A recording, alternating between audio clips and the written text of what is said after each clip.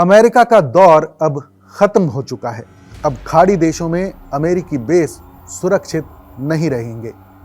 समझौते पर बातचीत के बीच खामनेई की धमकी। नमस्कार, आदाब, मैं हूं फरीद अली और आप देख रहे हैं TV9 डिजिटल।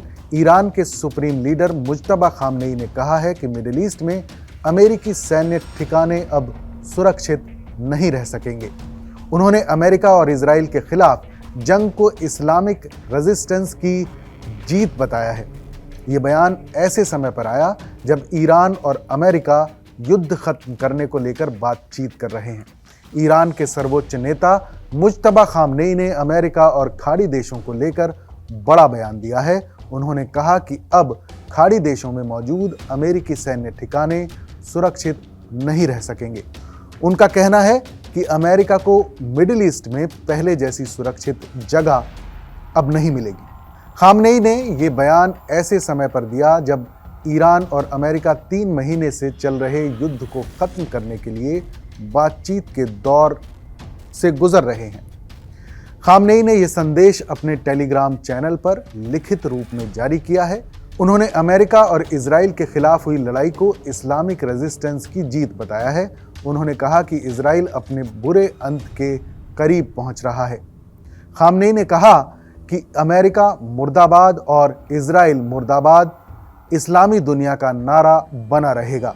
उन्होंने मुस्लिम देशों से एकजुट होने की अपील भी की। खामनेई ने ईरानी हज यात्रियों से कहा कि वो दुनिया भर के मुसलमानों तक ईरान की जीत का संदेश पहुंचाएं। दोहा में चल रही US ईरान की बातचीत। खामनेई ने कहा कि इस्लामिक देशों को मिलकर एक नया क्षेत्रीय ढांचा तैयार करना चाहिए। ये बयान उस समय पर आया है जब ईरान के अधिकारी कतर की राजधानी दोहा में अमेरिका के साथ बातचीत कर रहे थे। दोनों देश युद्ध खत्म करने के लिए समझौते की कोशिश कर रहे हैं। हालांकि अमेरिका और ईरान दोनों ने कहा है कि अभी जल्दी किसी बड़े समझौते की उम्मीद नहीं है। 56 साल के मुज्तबा खामनेई को 8 मार्च को ईरान का सर्वोच्च नेता बनाया गया था। इसके बाद से वो सार्वजनिक रूप से नजर नहीं आए हैं। वो सिर्फ अपने लिखित बयान जारी कर रहे हैं। हालिया हमलों में घायल होने के बाद उनकी सेहत को लेकर कई तरह की अटकलें लगाई जा रही हैं। अमेरिका ने दक्षिण ईरान में हमले किए।